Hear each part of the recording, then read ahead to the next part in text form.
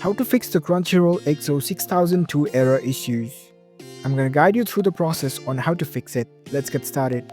First of all, on your phone, launch the Crunchyroll app. After you are in the app, make sure that your internet connection is stable.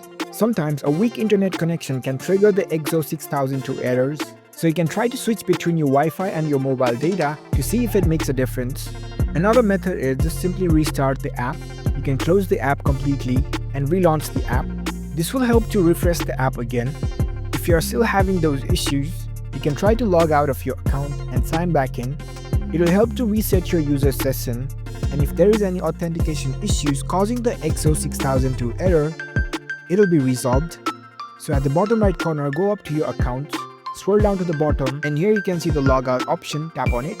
If you're on your Android phone, you can go to the settings, or you can simply tap and hold on this Crunchyroll app icon. Select this information icon over here. Now scroll down to the bottom, select the storage option. At the bottom right corner, you can see the clear cache option. Tap on it. If you're on the iPhone, you can simply uninstall and reinstall the app again. It will help to get rid of any corrupted data. Another method is you can head over to your Play Store, search for Crunchyroll, open up the apps page. You can come up over here to see if an update is available. Instead of this open button, you will see the update option sometime. So you can simply update the app if there is any. And if you are using the VPN or proxy, you will have to disable those options. It can block your connections from certain VPNs, and this could be causing the EXO 6002 errors.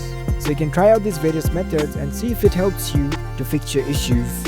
If you found this video helpful, don't forget to give this video a thumbs up and subscribe to our channel for more tech tips. Thank you for watching.